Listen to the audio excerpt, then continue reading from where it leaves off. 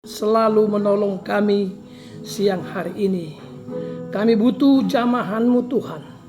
Kami butuh Tuhan menolong kami, mengurapi kami semua Tuhan. Di saat ibadah ini Tuhan, kami mulai Engkau sudah hadir di tengah-tengah ibadah kami. Dan di saat ini juga Tuhan, kami juga mengundang kuasa Roh Kudus-Mu menjamah kami semuanya untuk mendengarkan firman-Mu dengan sungguh-sungguh. Percaya kepada firman Tuhan sampai kami bisa mempraktekkan firman-Mu Tuhan kami yang baik. Urapi kami semua Tuhan. Kami tahu Tuhan, kami bangsa kafir. Banyak cacat celah kami, banyak kekurangan kami di saat mengikut dan melayani Engkau Tuhan. Ampuni kami semua Tuhan. Urapi kami semua lewat kasih-Mu Tuhan. Bahkan juga urapi hamba-Mu dalam menyampaikan firman-Mu dengan tepat dan benar dan murni. Menyampaikan firman-Mu sesuai dengan hati dan kasih sayang-Mu Tuhan. Sehingga firman-Mu bagaikan uluran tangan imam besar kami yang menolong kami, menghapus segala air mata kami, menyelesaikan semua masalah kami. Kami tahu Tuhan, Engkaulah segala-galanya dalam hidup kami. Tanpa Engkau kami tidak bisa berbuat apa-apa. Tanpa Engkau Tuhan kami binasa bersama dengan dunia ini. Kami butuh Tuhan selalu menyertai hidup kami, pelayanan kami, penggembalaan kami, nikah rumah tangga kami Tuhan. Biarlah Tuhan tolong semuanya lewat kasih setia-Mu. Terima kasih Tuhan, terima kasih. Segala kuasa setan, kuasa iblis yang coba-coba mengganggu hati pikiran kami. Ketika kami mendengarkan firman-Mu, dia selalu merintangi, menghalangi kami lewat roh ngantuk, roh najis, roh main-main dan lain-lain keras hati. Kami usir, kami patahkan dalam nama Yesus. Pergi kamu semuanya. Darah Yesus yang berkuasa. Mohon kemurahan Tuhan. Bukakan firman-Mu bagi kami sebagai kebutuhan kami di akhir zaman ini Tuhan. Terima kasih Tuhan, terima kasih Tuhan. Gereja-gereja lain yang bersamaan dengan kami beribadah pada siang hari ini, sebagaimana Allah memberkati kami, Tuhan juga memberkati mereka. Karena kami tahu Tuhan, Engkau akan datang pada harinya untuk menjemput kami. Satukan kami semuanya dalam satu pengajaran yang benar. Dalam nama Yesus kami berdoa dan mengucap syukur. Haleluya, haleluya, haleluya. Amin. Silakan duduk Bapak Ibu Saudara kasih dalam nama Yesus Kristus Tuhan kita. Siang hari ini kita selamat beribadah, selamat mengikuti ibadah Tuhan di dalam kasih Tuhan dan pertolongan Tuhan bagi kita siang hari ini. Salam sejahtera, salam. Ya, puji Tuhan. Semuanya jemaat Tuhan yang hadir siang hari ini, kami mengucap syukur dan berterima kasih juga kepada Tuhan. Tuhan selalu menolong kita sepanjang minggu ini. Dia selalu bersama dengan kita. Ya, kita langsung saja ke dalam pelajaran kita di dalam kitab Keluaran pasal yang ke-20, pasal 20 ayat yang ke-3 sampai dengan ke-5. Ya, kita akan lihat kitab Keluaran dalam pelajaran kita ibadah siang hari ini dalam Keluaran pasal 20 ayat 3 sampai dengan 5. Saya akan bacakan. Di sini dikatakan, jangan ada padamu Allah lain di hadapanku, dan jangan membuat patung yang menyerupai apapun yang ada di langit, di atas, atau yang ada di bumi, di bawah, atau yang ada di dalam air, di bawah bumi.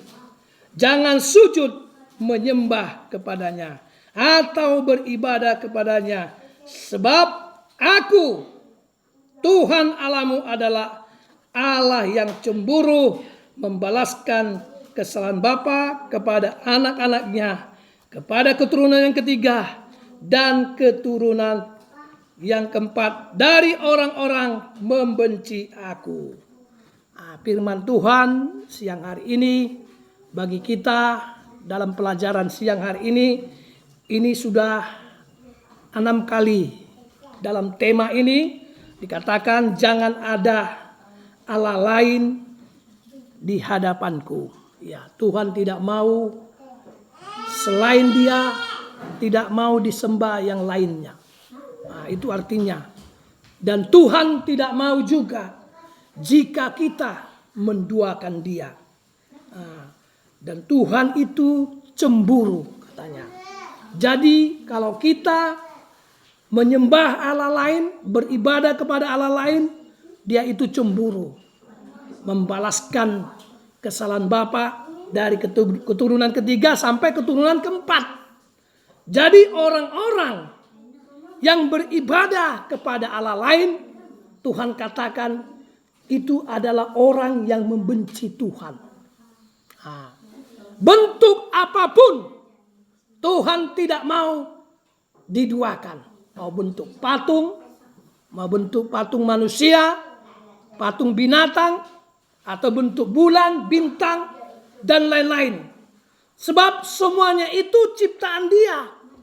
Nah, hanya kepada Dia kita beribadah.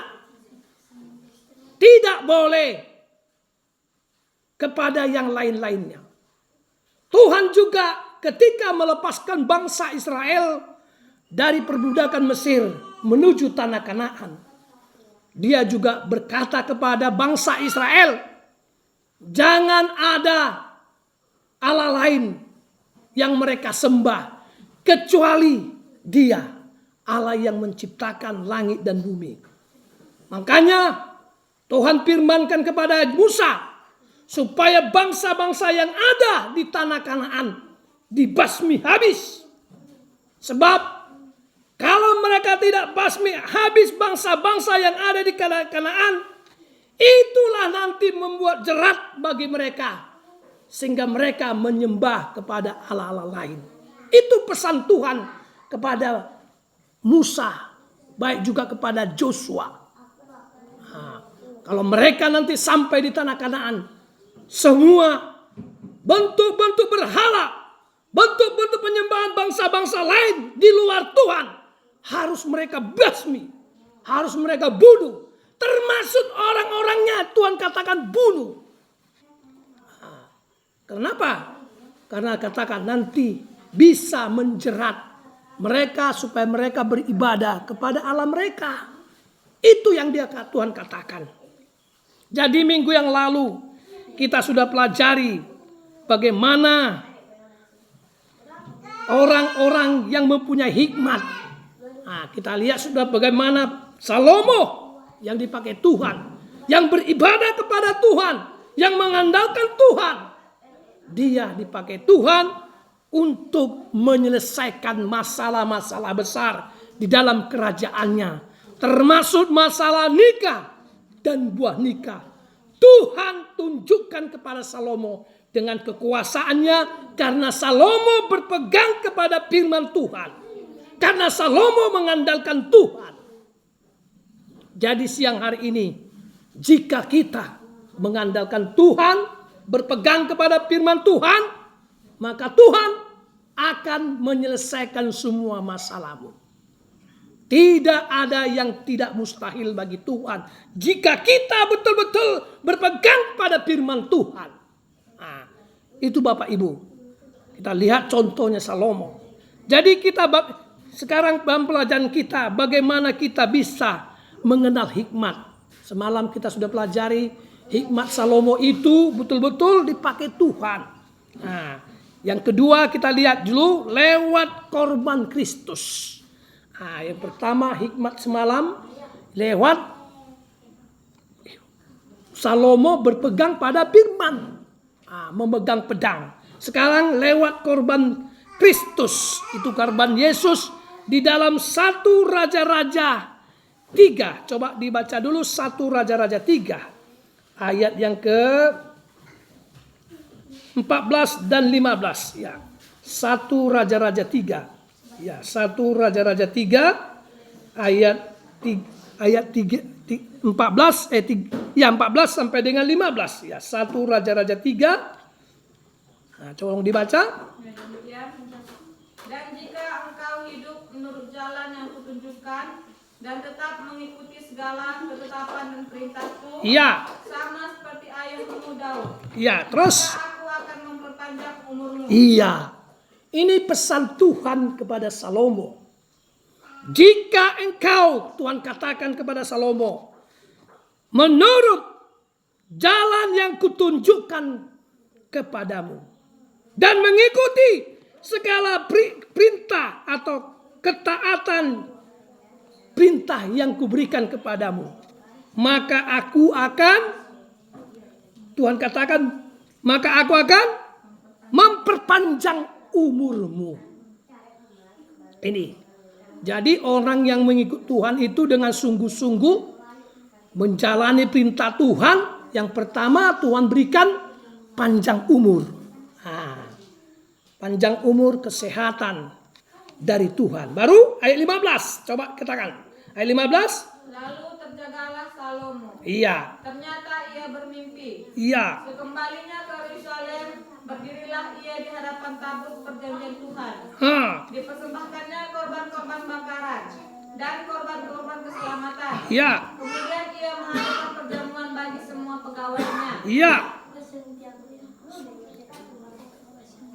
Jadi Bapak Ibu Saudara kasih dalam nama Yesus, pertama sekali untuk mendapat hikmat itu kita harus mau berkorban.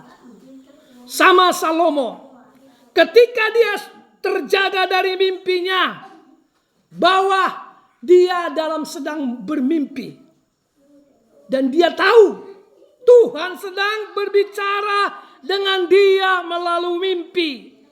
Setelah dia terjaga dari tidurnya, dia memberikan persembahan kepada Tuhan. Ya, dia memberikan persembahan kepada Tuhan. Di dalam persembahan itu dia memberikan 1000 ekor kambing domba.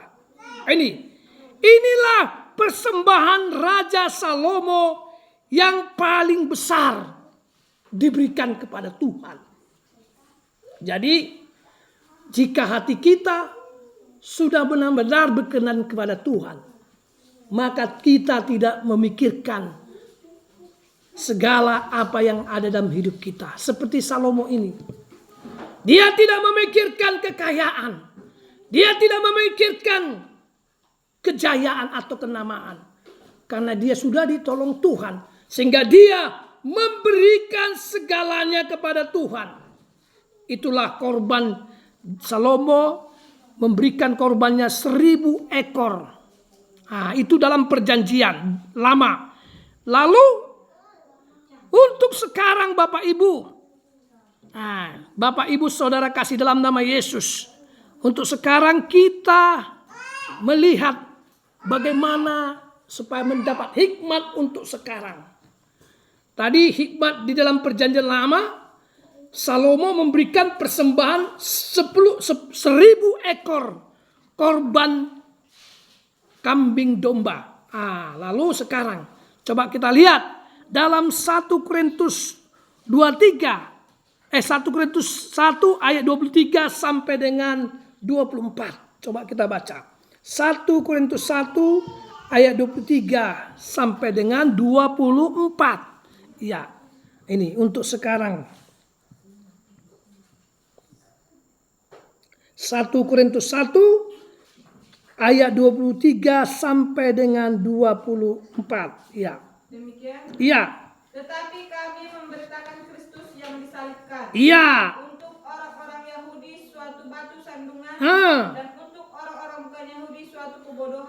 Jadi arti dari firman ini Bapak Ibu dalam nama Yesus, ketika kita memberitakan firman Tuhan atau memberitakan tentang salib Kristus, maka orang-orang yang tidak percaya atau orang-orang yang tidak suka kepada Yesus, mereka katakan itu suatu kebodohan.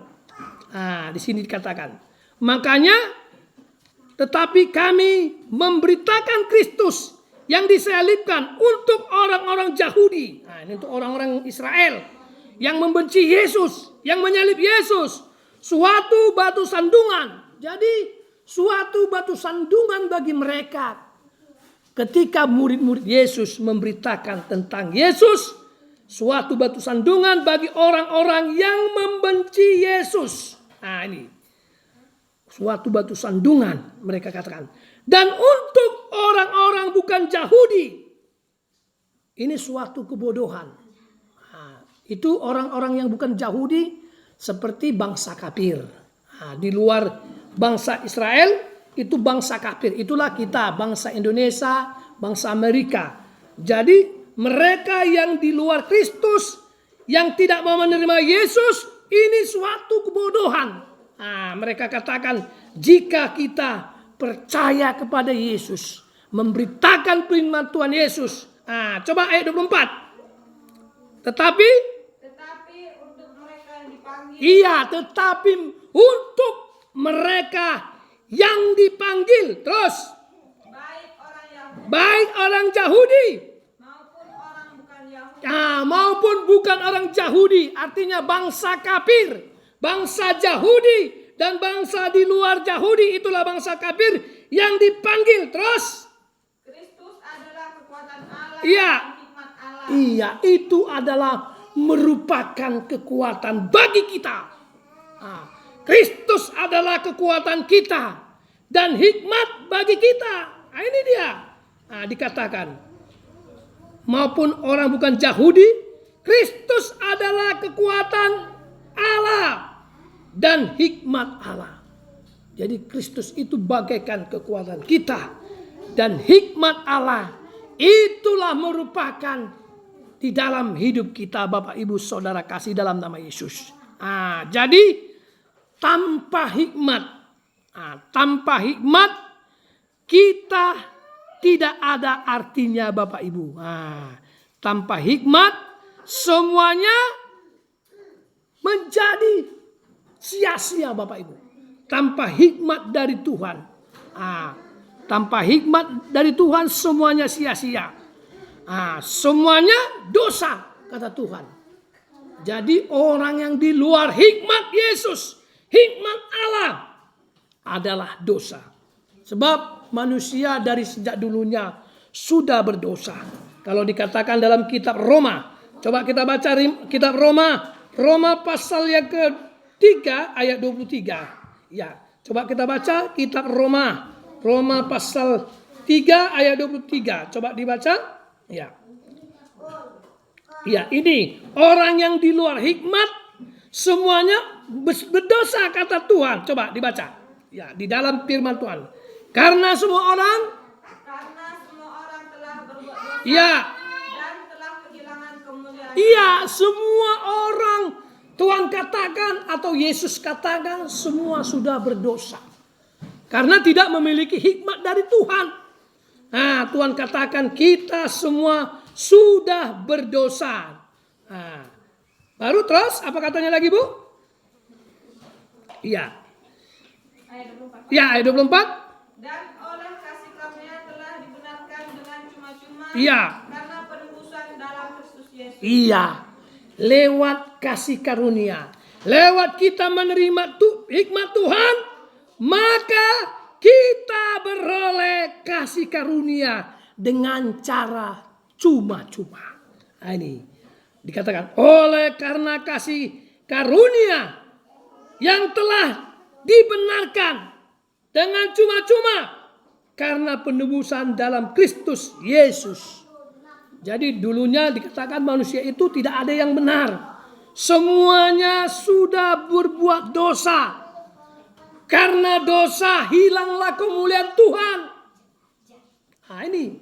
Sehingga manusia ditinggalkan Tuhan. Iya benar.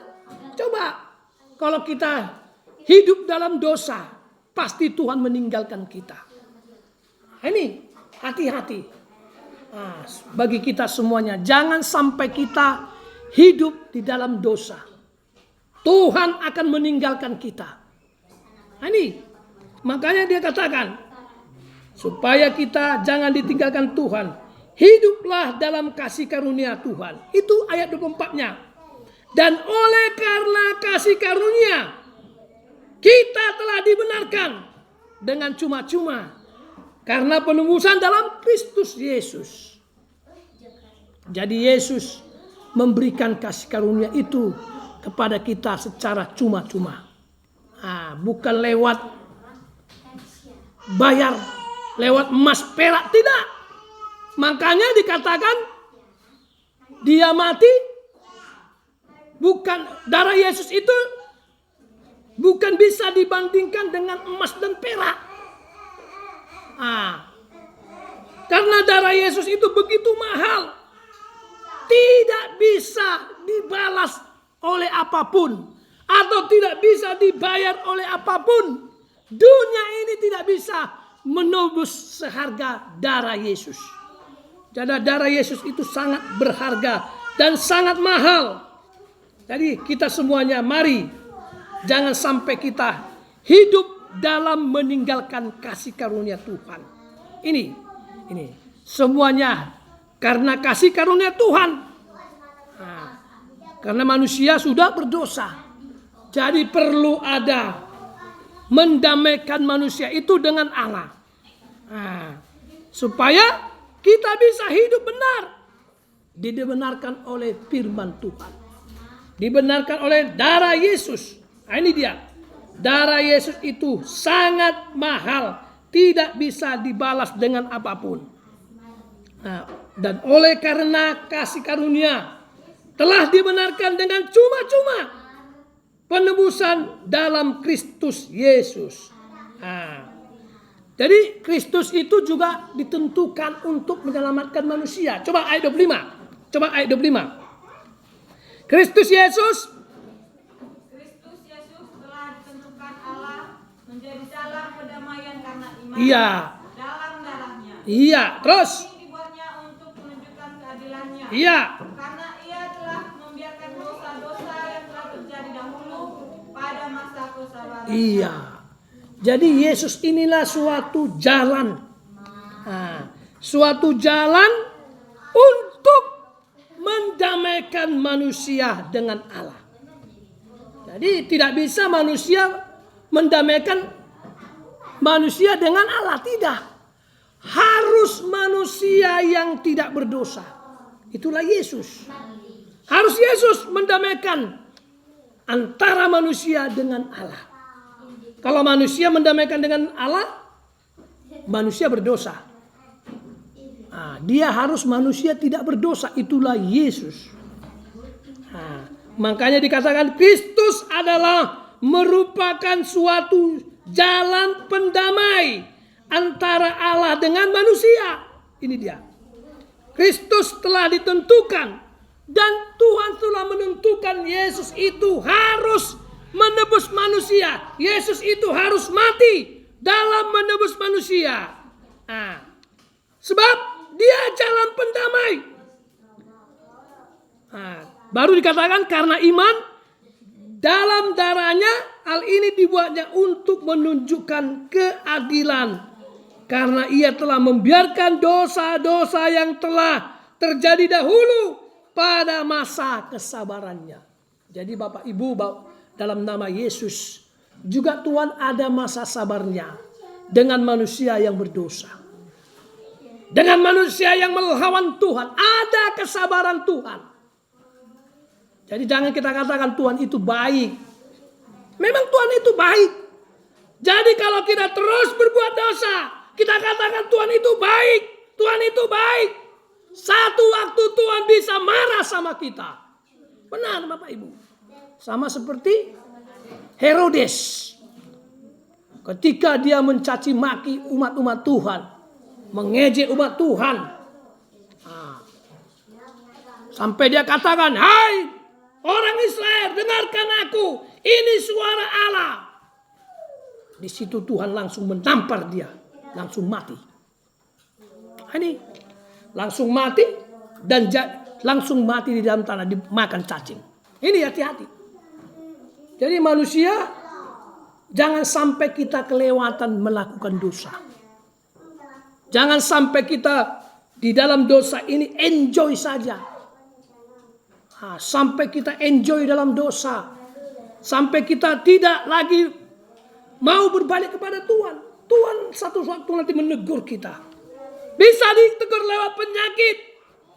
Bisa ditegur lewat ekonomi kita, lewat pekerjaan kita. Hati-hati.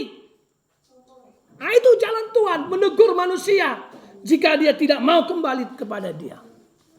Bisa jadi langsung kita dicabut nyawanya. Ini hati-hati.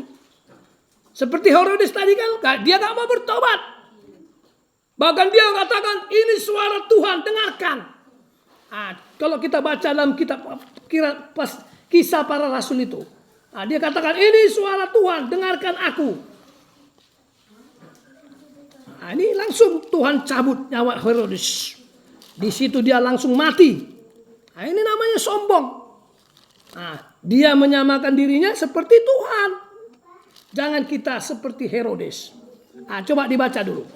Dalam kitab Kisah Para Rasul 2. Ini Herodes mati. Kisah Para Rasul 2 ayat yang ke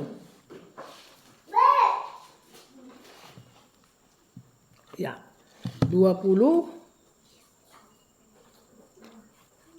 Ayat 20. Coba dibaca dengan perikotnya Herodes mati. Coba dibaca dulu. Supaya saya lihat dulu dia apa ini ya. Karena kacamata saya ini suatu kendala. Saya akan lihat Kisah Para Rasul 12. Ya, Kisah Para Rasul 12. Kisah Para Rasul 12. Ayat yang ke 20. Coba dibaca. Kisah Para Rasul 12. Ayat yang ke-20. Demikian. Ya. Herodes sangat marah terhadap orang Tirus dan Sidon atas persetujuan bersama mereka pergi menghadap dia. Ya. Mereka berhasil membujuk Blastus, pegawai istana raja, Ya. ke pihak mereka. Terus. Lalu mereka memohon perdamaian karena negeri mereka beroleh bahan makanan dari wilayah raja. Ya. Dan pada suatu hari yang ditentukan, Herodes mengenakan pakaian kerajaan, Iya. lalu duduk di atas tahta dan berpidato kepada mereka. Iya. Dan rakyatnya bersorak membalasnya. Ini suara Allah dan bukan suara manusia. Iya. Terus. Ketika itu juga ia ditampar malaikat Tuhan, karena ia tidak memberi hormat kepada Allah, ia mati dimakan cacing-cacing. Iya. Ini dia. Hati-hati. Dia tidak menghormati Tuhan. Karena dia pakai pakaian kemegahan, lalu dia berkata, duduk di atas tahta dan berpidato kepada mereka, dan rakyat bersorak menyorai dia, membalas dengan ini suara Allah dan bukan suara manusia. Ini kata Herodes. Mengapa dia mengatakan begitu, Bapak Ibu? Karena dia ini membenci Yesus. Membenci Yesus sampai dia katakan ini suara Allah, bukan suara manusia. Jadi Tuhan tahu apakah dia betul-betul mengikut Tuhan atau tidak. Kita baca 23-nya. Dan seketika itu, coba dibaca Bu. Dan seketika itu juga ditampar. Ia ditampar malaikat Tuhan karena ia tidak memberi hormat kepada Allah. Iya. Ia mati dimakan cacing-cacing. Iya, langsung Tuhan tampar dia. Pak. Mati. Langsung dimakan cacing. Ini udah kelewatan dosanya ini, Bapak Ibu. Tidak menghargai Tuhan. Hati-hati ya. Jangan sampai kita tidak menghargai Tuhan, tidak menghormati Tuhan. Ini Herodes. Herodes ini dari mulanya pun sudah membenci Tuhan. Ketika Yesus mau lahir, dia pura-pura. Jadi Herodes ini bertahap-tahap dia. Ada keturunannya. Herodes pertama, Herodes kedua. Seperti itu dia. Nah, ini dia. Jadi ini setiap Herodes itu menggambarkan kebenciannya kepada Tuhan. Waktu Yesus lahir ke bumi, dia pura-pura berkata kepada umat atau kepada orang Majus, dia katakan, jika engkau menemukan dia, cepat beritahu kepada kami supaya aku datang menyembah dia. Tapi Tuhan tahu hati Herodes itu jahat, mau membunuh Yesus. Lalu Tuhan katakan kepada orang Majus, jangan engkau kembali ke jalan yang semula, pergilah ke jalan yang lain. Artinya jangan kembali kepada Herodes. Jika orang Majus kembali kepada Herodes, maka Herodes akan membunuh Yesus. Nah, ini dia. Ini Herodes ini. Kalau kita lihat sejarah Herodes ini, dari sejak lahir Yesus, dia sudah benci Yesus. Dan sampai Yesus pun disalibkan, dia mengolok-olok Yesus.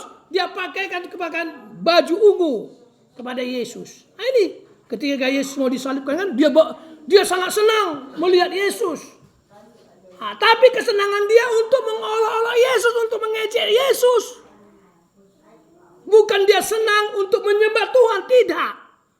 Ada itu sifat orang Kristen ya. Nah, dia senang beribadah tapi hanya untuk dagingnya, kepuasan daging. Jangan. Ini Herodes. Jadi Herodes ini juga jahat. Kepala Yohanes Pembaptis juga dipenggal. Dia menari-nari untuk kesenangan dirinya. Ketika dia lihat anak perempuan ini pandai menari, dia katakan, apa yang engkau minta? Setengah dari kerajaanku ini akan kuberikan kepadamu. Lalu perempuan ini meminta kepala Yohanes Pembaptis. Ini. Jadi Herodes ini memang orang jahat. Makanya Tuhan langsung tampar dia. Tuhan tampar. Nah, ini.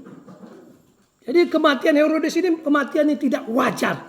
Nah, tidak seperti manusia mati sewajarnya. Tidak. Tuhan tampar dia. Jadi Herodes ini jahat orangnya. Nah, tidak menghormati Tuhan. Benar.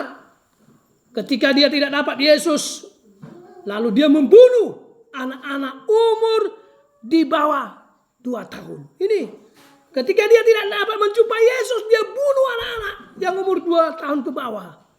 Nah, ini dia. Nah, jadi Bapak Ibu, inilah manusia yang tidak menghormati kekudusan Tuhan, tidak menghormati Allah. Hati-hati, jangan seperti Herodes gini. Kita sempat tidak menghormati Tuhan. Nah, kita tetap menghormati Dia, menyanjung Dia sebagai raja di atas segala raja. Ini dia. Makanya Tuhan tidak mau memberi panjang kepada Herodes umurnya. Karena dia tidak taat pada perintah Tuhan. Tidak hormat kepada Tuhan. Ketika Salomo bermimpi kepada Tuhan. Tuhan katakan, jika engkau sungguh-sungguh mentaati perintahku, menghormati, maka aku akan memberikan umur panjang kepada engkau. Ini mimpi daripada Salomo. Jadi Salomo ini diberkati Tuhan karena dia mengandalkan Tuhan. Siang hari ini mari kita semua andalkan Tuhan. Jangan andalkan kekuatanmu. Tuhan tidak mau jikalau kita mengandalkan kekuatan kita. Semuanya itu sia-sia. Nah, sia-sia Bapak Ibu. Di luar Tuhan, di luar kekuatan Tuhan, semuanya sia-sia. Andalkan Tuhan. Baik dalam nikahmu, baik dalam pekerjaanmu, baik dalam penggembalaanmu, dalam pelayananmu. Andalkan Tuhan. Makanya nanti kalau kita mengandalkan Tuhan, Tuhan memberkati kita. Tuhan menolong kita. Dia tetap bersama dengan kita semuanya. Nah, semoga kita mengerti siang hari ini. Biarlah Tuhan menolong kita, memberkati kita di dalam ibadah dan pelayanan kita. Tetap berdoa. Nah, jangan putus asa. Tetap berdoa. Apapun masalahmu, doakan kepada Tuhan. Nah, tetap mengandalkan Tuhan. Jangan engkau kecut. Jangan engkau katakan tidak mampu aku Tuhan. Nah, tidak mungkin Tuhan selesai masalahku. Jangan katakan. Semuanya bisa mungkin terjadi. Saudara kasih dalam nama Yesus. Mungkin sudah terjadi, Tuhan katakan. Sekalipun mustahil bagi manusia. Tapi bagi Tuhan tidak ada yang mustahil. Sehebat apapun manusia untuk menghalangi kita, Tuhan masih bersama dengan kita. Dia akan menghalau semua halangan-halangan itu. Nah, baik dalam pekerjaanmu ya, andalkan Tuhan. Nah, jangan kau katakan tidak mungkin Tuhan, lewat pekerjaanku ini bisa aku diberkati. Jangan kau katakan gitu. Tetap percaya kepada Tuhan. Yakini Tuhan bisa menolong kita. Bagaimana janda dari Sarfat? Nah, yang hanya punya minyak sedikit, tepung dalam segenggam. Kelaparan terjadi di Israel selama 3,5 tahun. Tidak ada hujan. Tidak bisa menanam. Tidak bisa menabur. Tapi janda sarpat ini dipelihara Tuhan. Kenapa? Karena dia percaya dan mengutamakan Tuhan. Nah, ketika Elia meminta minum, meminta roti, janda sarpat ini langsung memberikan minum. Ketika Elia minta roti, dia katakan, kami hanya ada tepung segenggam, minyak sedikit dalam buli-buli. Nah, inilah yang harus kami makan nanti. Setelah kami makan ini habis dan kami matilah, katanya. Tapi Tuhan katakan kepada janda sarpat itu, terlebih dahulu buat dulu untuk aku, kata Elia. Artinya kita mengutamakan Tuhan dari segala-galanya. Jangan kau pandang masalahmu lebih besar daripada Tuhan. Amin. Tapi pandanglah Tuhan lebih besar dari segala-galanya. Janda sarpat ini tidak memandang situasi sudah hampir 3,5 tahun tidak hujan. Dia memandang apa kata Elia. Dia kerjakan semua yang dikatakan perintahkan Elia. Dia mengutamakan hambanya untuk makan lebih dahulu. Ketika dia mengutamakan Tuhan, ketika dia mengutamakan hamba Tuhan, maka terjadi mujizat. Minyak dan roti itu tidak habis untuk mereka, tetap ada. Sekalipun sudah dimakan banyak, tetap ada. Sampai hujan turun, baru minyak itu habis dan rotinya pun habis. Jadi juga begitu saudara kasih dalam Yesus. Tuhan bisa mengerjakan segala-galanya. Di luar pikiran manusia. Di luar logika manusia. Tuhan bisa lakukan Bapak Ibu. Jadi kita jangan mengikut Tuhan pakai logika. Amin. Pakai iman. Haleluya. Jangan seperti Thomas ya. Dia pakai logika. Dia nggak percaya bahwa Yesus sudah bangkit. Murid-murid sudah katakan, aku sudah melihat dia sudah bangkit. Thomas, kata murid-murid. Apa kata Thomas? Aku tidak percaya sebelum aku melihat dia dan menyucukkan ujung jariku ke lambungnya, baru aku percaya. Ini iman yang nggak perlu diikuti ya. Amin. Ini iman Thomas ini jangan diikuti. Lalu ketika Thomas berkata begitu, langsung Yesus datang di tengah-tengah mereka. Dan Yesus berkata, inilah aku. Thomas, kata Tuhan Yesus kepadanya, cucukkanlah ujung jarimu ke lambungku. Ini lambung yang berlubang itu. Thomas pun tersungkur. Apa kata Yesus? Kita harus percaya di luar. Sebelum kita melihat, kita harus percaya lebih dahulu. Amin. Itu iman yang sempurna. Jangan sebelum melihat dulu baru percaya. Tidak boleh. Sebelum kita lihat, kita sudah percaya bahwa Tuhan akan tolong kita. Amin. Itu. Janda sarpat itu gitu. Dia percaya perkataan hambanya. Perkataan daripada Elia. Dia lakukan. Sekalipun itu mengandung resiko. Dia lakukan. Sama seperti juga Sadrak, Mesak, Abednego. Apa kata Raja Nebukadnezar kepadanya? Mereka dilarang untuk beribadah.